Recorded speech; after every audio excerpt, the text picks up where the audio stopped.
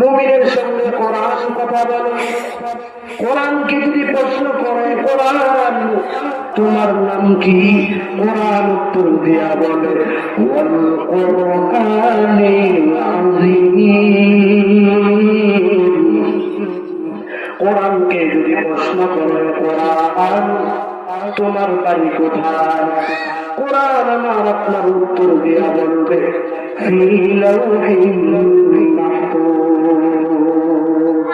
কোরআনকে যদি প্রশ্ন করে, কোরআন তুমি কার পক্ষ থেকে দুনিয়াতে এসেছ? কোরআন উত্তর দিয়া বলে তানজিলুম মির রাব্বিল আলামিন। আমি রব্বুল আলামিনের পক্ষ থেকে এই দুনিয়াতে এসেছি। বলেন আল্লাহু আকবার। কোরআনকে যদি প্রশ্ন করে, কোরআন তুমি দুনিয়ার জমিনে কেন এসেছ? কোরআন উত্তর দিয়া বলে হুদাল লিল মুত্তাকিন। আমি মুত্তাকিদের হেদায়েতের জন্য এসেছি। কোরআন বলে হুদাল লিল্লাহ। আমি জগতের সকল মানুষের হেদায়েতের জন্য এসেছি।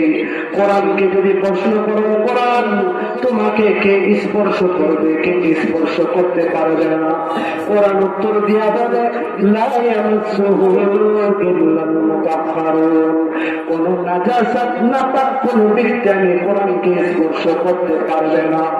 একমাত্র তাহারত অর্জন করনেওয়ালা পবিত্র ব্যক্তি আমি কোরআনকে স্পর্শ করতে পারবে, ঠিক কিনা? নাপাক অবস্থায় কোরআন ধরা যাবে? নাপাক অবস্থায় কোরআন ধরা যাবে না। কোরআনকে যদি প্রশ্ন করে, কোরআন তোমাকে কিভাবে কোরআন তেলাওয়াত করব? কোরআন উত্তর দিয়া বলে ওয়ারাত্তিলিল কুরআনা তারতিলা। আমাকে তারতিলের সাথে মক্কুনা ঠিক করে সুন্দরভাবে কোরআন তেলাওয়াত করো। কোরআনকে যদি প্রশ্ন করে, কোরআন তোমাকে যখন তেলাওয়াত করা হবে তখন আমরা কিভাবে শ্রবণ করব? কোরআন উত্তর দিয়া বলে ওয়াইদা কুরিআল কুরআনু ফাসতামিউ লাহু ওয়া আনসিতু। যখন এই মহাগ্রন্থ আল কোরআন তেলাওয়াত করা হবে তখন তোমরা মনোযোগ সহকারে শ্রবণ করবে এবং চুপ থাকবা। কোরআনকে যদি প্রশ্ন করে, কোরআন তুমি কার মাধ্যমে দুনিয়া এসেছ? কোরআন উত্তর দিয়া বলে নাযালা বিহির রূহুল আমিন। আমি রূহুল আমিন নামের জিবরিল আলাইহিস সালামের মাধ্যমে দুনিয়া এসেছি। কোরআনকে যদি প্রশ্ন করে, কোরআন তোমাকে সংরক্ষণ করবে কে?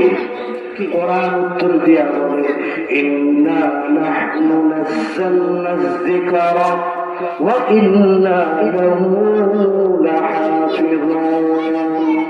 আমি কোরআনকে আল্লাহ তাআলা নাযিল করেছেন এবং কিয়ামত পর্যন্ত এই কোরআন সংরক্ষণ করবেন। কিয়ামত দিয়া বলে। তাহলে এই কোরআনকে আঁকড়ায় করতে রাজি আছি? সবাই রাজি আছি? আল্লাহর নবী বলেন আমি চলে যাব সাহাবায়ে কেরামের সামনে ডাক দিয়া বলে তবে আমি দুইটা জিনিস তোমাদের মাঝে রেখে গেলাম।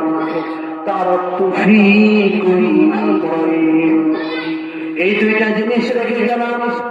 লান তাদিল্লু মা তামাসসাকতুম বিহিমা।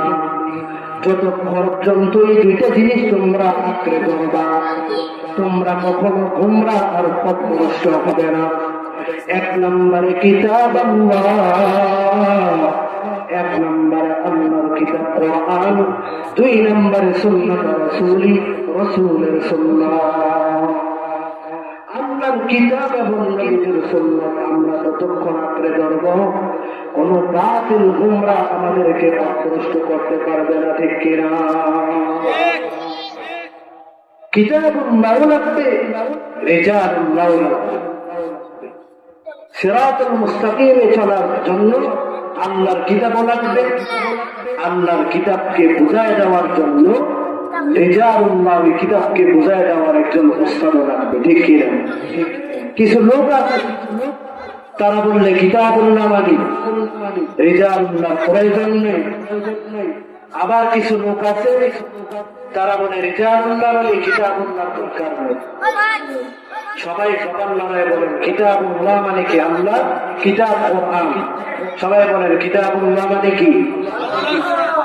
এটা কি আমার উত্তর দিতে হবে? উত্তর দিতে হবে। কিতাবুল্লাহ মানে কি? আর রিজালুল্লাহ মানে ওই কিতাবকে বুঝাই দেওয়ার জন্য একজন উস্তাদ। তাহলে কিতাবুল্লাহ লাগবে, রিজালুল্লাহ লাগবে।